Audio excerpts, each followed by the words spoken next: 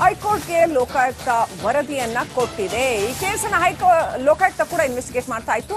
ಈಗ ಧಾರವಾಡ ಹೈಕೋರ್ಟ್ ಪೀಠದಲ್ಲಿ high voltage ವಾದ ಮತ್ತೊಂದು ನಡೀತಾ ಇದೆ. ಏನಂದ್ರೆ ಸಿಬಿಐ ತನಿಖೆ ಆಗಬೇಕು ಅಂತ ಮಣಿಂದರ್ ಸಿಂಗ್ ವಾದ ಮಂಡನೆ ಮಾಡ್ತಾ ಇದ್ದಾರೆ. ಸ್ನೇಹಮಯಿ ಕೃಷ್ಣ ದಾಖಲೆಗಳನ್ನ ಮುಚ್ಚಿಟ್ಟಿದ್ದಾಗಿ ದವೆ ಆರೋಪ ಮಾಡಿದ್ದಾರೆ. ಮತ್ತೊಬ್ಬ ಲಾಯರ್ ದವೆ, ದುಷ್ಯಂತ್ ದವೆ, ಲೋಕಾಯುಕ್ತ ತನಿಖೆನೇ ಸಾಕು ಅಂತ ಹೇಳ್ತಾ ಇದ್ದಾರೆ. ಯಾಕಂತಂದ್ರೆ ಸ್ನೇಹಮಯಿ ಕೃಷ್ಣ ಎಲ್ಲ ದಾಖಲೆಗಳನ್ನ ಕೊಟ್ಟಿಲ್ಲ, ಇದರಲ್ಲಿ ಅಂಥದ್ದೇನು ಒಂದು ಡೆಪ್ತ್ ಇಲ್ಲ ಈ ಕೇಸಲ್ಲಿ, ಇದರಲ್ಲಿ ಲೋಕಾಯುಕ್ತ ತನಿಖೆ ಸಾಕು ಅನ್ನೋದು ದುಷ್ಯಂತ್ ದವೆ ವಾದ. ನೆಕ್ಸ್ಟ್ ಅಪ್ಡೇಟ್ ಪಡ್ಕೊಳ್ಳೋಣ. ನಮ್ಮ ಪ್ರತಿನಿಧಿ ವಿಜಯ್ ಚೊನ್ನಳ್ಳಿ ಫೋನ್ ಕನೆಕ್ಟ್ ಆಗಿದ್ದಾರೆ. ವಿಜಯ್, 3 ಬಗೆಯಲ್ಲಿ ಈಗ ಸಿಎಂಗೆ ಮೂಡ ತೂಗುಗತ್ತಿ ಇರ್ತಕ್ಕಂಥದ್ದು ಅಂತ ಏನೆಲ್ಲ ಆಗ್ಬೋದು ಈ ಪ್ರಕರಣಗಳಲ್ಲಿ? 3 ಬಗೆಯಲ್ಲಿ ಏನೆಲ್ಲ ಆಯಾಮಗಳಿದೆ ಈ ಮೂಡ ಪ್ರಕರಣಕ್ಕೆ? ಒಟ್ಟು ಈಗ ಮೊದಲಿನಷ್ಟೇ ಮೂಡ ಪ್ರಕರಣ ಸಿದ್ದರಾಮಯ್ಯನವರ ಪಾಲಿಗೆ ಖತರ್ನಾಕ್ ಆಗಿದೆಯಾ? ಶ್ರೀಲಕ್ಷ್ಮಿ, ಈಗ ಸಿಬಿಐಗೆ ಕೇಸ್ ಪ್ರಕರಣ ಏನಾದ್ರು ಕೂಡ ಹೋಗುತ್ತಾ ಅನ್ನೋ ಒಂದು ಆತಂಕದಲ್ಲಿ ಖಂಡಿತವಾಗ್ಲೂ ಕೂಡ ಮುಖ್ಯಮಂತ್ರಿ ಸಿದ್ದರಾಮಯ್ಯ ಇರುವಂತದ್ದು. ಯಾಕೆಂತಂದ್ರೆ ಈಗ ಲೋಕಾಯುಕ್ತ ತನಿಖೆ ನಡೆಸಿರುವಂತದ್ದು, ಅವರು ಮಧ್ಯಂತರ ವರದಿಯನ್ನ ಮುಚ್ಚಿದ ಲಕೋಟೆಯಲ್ಲಿ ಕೊಟ್ಟಿರುವಂತದ್ದು. ಏನು ವರದಿ ಕೊಟ್ಟಿರಬಹುದು ಅನ್ನೋ ಸಂಬಂಧಪಟ್ಟಂತೆ ಕೂಡ ಎಲ್ಲರೂ ಊಹೆಗೆ ನಿಲುಕುವಂತದ್ದು. ಮತ್ತು ಈಗ ಪ್ರತಿಪಕ್ಷಗಳು ಕೂಡ ಹೇಳ್ತಾ ಇರುವಂತದ್ದು, ಸಿದ್ದರಾಮಯ್ಯ ಅವರ ಸಂಬಂಧಪಟ್ಟಂತೆ ಅದ್ರಲ್ಲಿ ಕ್ಲೀನ್ ಚಿಟ್ ಕೊಟ್ಟಿರ್ತಾರೆ ಈ ಪ್ರಕರಣದಲ್ಲಿ ಅಂತ ಪ್ರತಿಪಕ್ಷ ಬಿಜೆಪಿ ಆರೋಪ ಮಾಡ್ತಾ ಇರುವಂತದ್ದು. ಇದರ ಬೆನ್ನಲ್ಲೇ ಈಗ ಸಿಬಿಐ ತನಿಖೆ ಸಂಬಂಧಪಟ್ಟಂತೆ ಏನಿದೆ, ಸಿಬಿಐ ತನಿಖೆನೂ ಕೂಡ ಏನು ವಾದ ಮತ್ತು ಪ್ರತಿವಾದ ಆಗ್ತಾ ಇರುವಂತದ್ದು.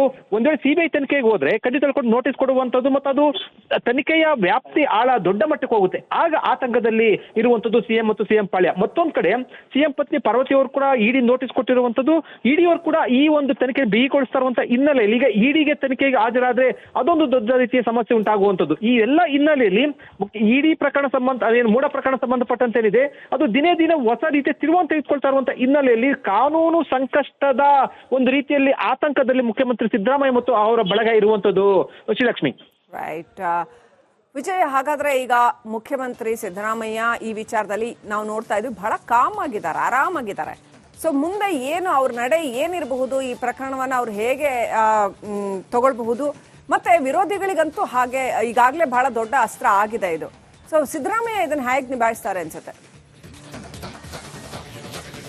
ಓಕೆ, ಸಂಪರ್ಕ ಕಟ್ ಆಗಿದೆ. ಮುಂದಿನ ಸುದ್ದಿ ನೋಡೋಣ.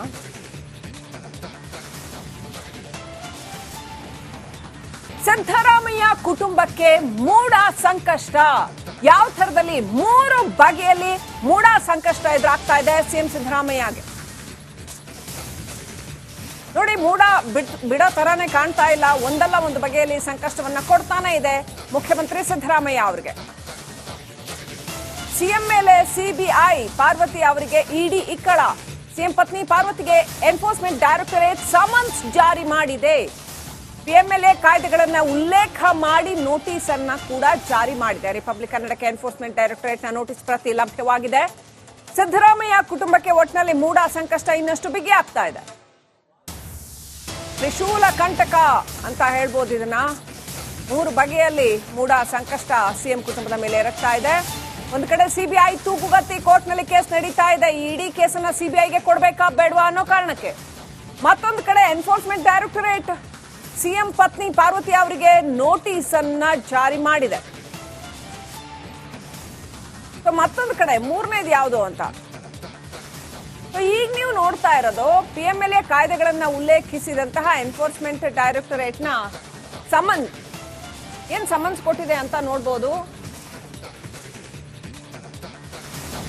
ಪಿಎಂಎಲ್ಎ ಆಕ್ಟ್ ನ ಉಲ್ಲೇಖ ಮಾಡಿ ಇದನ್ನ ಮುರಳಿ ಕಣ್ಣನ್ ಅಂತ ಏನು ಅಧಿಕಾರಿ ಇದ್ದಾರೆ, ಅವರು ಇನ್ವೆಸ್ಟಿಗೇಷನ್ ಅನ್ನ ಮಾಡ್ತಾ ಇರ್ತಕ್ಕಂಥವ್ರು. ಸೊ ಪಿಎಂಎಲ್ಎ ಆಕ್ಟ್ ಅಡಿಯಲ್ಲಿ ಇದು ಬರುತ್ತೆ ಅಂತ. ಸೊ ಅದರಲ್ಲಿ ಇದನ್ನ ಪಾರ್ವತಿ ಅವರು ಇನ್ವೆಸ್ಟಿಗೇಷನ್ ಅನ್ನ ಅಟೆಂಡ್ ಮಾಡಬೇಕು ಅಂತ ಇದೆ. ಇದರಲ್ಲಿ ಶ್ರೀಮತಿ BM ಪಾರ್ವತಿ ಅವರು ಇನ್ವೆಸ್ಟಿಗೇಷನ್ ಅನ್ನ ಅಟೆಂಡ್ ಮಾಡುವಂಥದ್ದು ಅಗತ್ಯ ಅನ್ನುವಂಥದ್ದನ್ನ ಹೇಳಿದ್ದಾರೆ. ಸೊ ಸಾಕ್ಷ್ಯಗಳನ್ನ ಎಲ್ಲ ಕೊಡಬೇಕು ಅಂತ ಕೂಡ ಹೇಳಿದ್ದಾರೆ.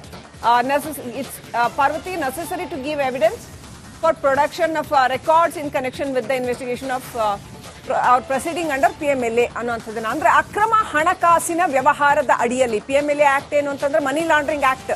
ಅದು ಅಕ್ರಮವಾಗಿ ಹಣಕಾಸು ವರ್ಗಾವಣೆ ಆಗಿದೆ ಈ ಕೇಸ್ನಲ್ಲಿ. ಆ ಅಕ್ರಮ ಹಣ ಬಳಸಿ ಇದನ್ನ ಪಡ್ಕೊಳ್ಳಲಾಗಿದೆ. ಈ ವ್ಯವಹಾರಕ್ಕೆ ಅಕ್ರಮ ಹಣವನ್ನ ಬಳಕೆ ಮಾಡಲಾಗಿದೆ. ಹಾಗಾಗಿ ಪಾರ್ವತಿ ಅವರು ಈ ಎನ್ಫೋರ್ಸ್ಮೆಂಟ್ ಡೈರೆಕ್ಟರೇಟ್ ನ ವಿಚಾರಣೆಗೆ ಹಾಜರಾಗಬೇಕು ಅಂತ ಎನ್ಫೋರ್ಸ್ಮೆಂಟ್ ಡೈರೆಕ್ಟರೇಟ್ ಈ ನೋಟಿಸ್ ಅನ್ನ ಕೊಟ್ಟಿದೆ. ಸೊ ಆ ಸೆಕ್ಷನ್ ಯಾವ್ಯಾವುದು ಅಂತ ಅಲ್ಲಿ ಕೆಳಗಡೆ ಉಲ್ಲೇಖ ಮಾಡಿದ್ದಾರೆ. ಆ ಸೆಕ್ಷನ್ PMLA ಆಕ್ಟ್ ಅಡಿಯಲ್ಲಿ ಬರ್ತಕ್ಕಂಥ ಸೆಕ್ಷನ್ಗಳ ಅಡಿಯಲ್ಲಿ ಇಂತಿಂಥ ಸೆಕ್ಷನ್ಗಳ ಅಡಿಯಲ್ಲಿ ಪಾರ್ವತಿಯವರು ಇನ್ವೆಸ್ಟಿಗೇಷನ್ಗೆ ಹಾಜರಾಗಬೇಕು ಅಂತ. ಅಂದ್ರೆ ಹಾಗಾದ್ರೆ ಎನ್ಫೋರ್ಸ್ಮೆಂಟ್ ಡೈರೆಕ್ಟರೇಟ್ ಪಾರ್ವತಿ ಅವರನ್ನ ವಿಚಾರಣೆಗೆ ಒಳಪಡಿಸತ್ತಾ? ಸೊ ಇದು ಒಂದು ಸಂಕಷ್ಟ. ಇನ್ನು ಸಿದ್ದರಾಮಯ್ಯ ಈ ಬಗ್ಗೆ ಏನ್ ಹೇಳ್ತಾರೆ? ಈ 3 ಬಗೆಯ ಸಂಕಷ್ಟ ಏನೆಲ್ಲ ಬಂದಿದೆಯಲ್ಲ ಮೂಡಾ ಕೇಸ್ನಿಂದಾಗಿ, ಒಟ್ಟು ಪ್ರಕರಣದ ಬಗ್ಗೆ ಸಿದ್ದರಾಮಯ್ಯ ಈಗೇನ್ ಹೇಳ್ತಾರೆ ಬನ್ನಿ ನೋಡಿ. ನೋಟಿಸ್ ಕೊಟ್ಟಿದೆ sir,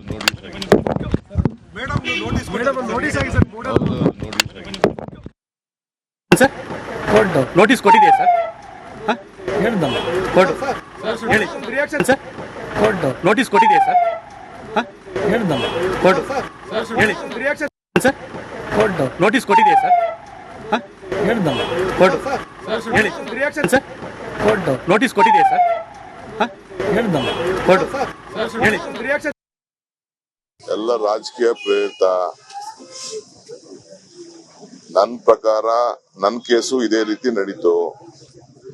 2 institutions can't do at the same time. ಈಗಾಗಲೇ ಲೋಕಾಯುಕ್ತಲ್ಲಿ ತನಿಖೆ ನಡೀತಾ ಇದೆ. ಲೋಕಾಯುಕ್ತ ತನಿಖೆ ನಡೀತಾ ಇರ್ಬೇಕಾದ್ರೆ ಬೇರೆ ಸಂಸ್ಥೆಯವರು ಮಾಡಕ್ ಬರುವುದಿಲ್ಲ ಅನ್ನೋದು ಅನೇಕ ಜಡ್ಜ್ಮೆಂಟ್ಸ್ ಕೂಡ ಇದೆ. ಸೊ ಅದೇನಂತ ನನಗೆ ಮಾಹಿತಿ ತಿಳ್ಕೊಂಡು ಮಿಕ್ಕಿದ ವಿಚಾರ ಮಾತಾಡ್ತೀನಿ. ಯಾಕಂದ್ರೆ ಸಿಬಿಐ ಕೊಡಬೇಕು ಅನ್ನುವಂತ ವಿಚಾರದಲ್ಲಿ I am telling you, any 2 institutions can't do it on a same issue. There are various judgment. ಈ ನನ್ನ ಕೇಸಲ್ಲೂ ಸಿಬಿಐಯು ಅದೇ ಮಾಡ್ತಾ ಇತ್ತು, ಇಡಿನೂ ಅದೇ ಮಾಡ್ತಾ ಇತ್ತು. ಎರಡು ಆ ರೀತಿ ಮಾಡಕ್ ಬರುದಿಲ್ಲ ಅಂತ ಕೆಲವು ಜಡ್ಜ್ಮೆಂಟ್ಸ್ ಇದೆ.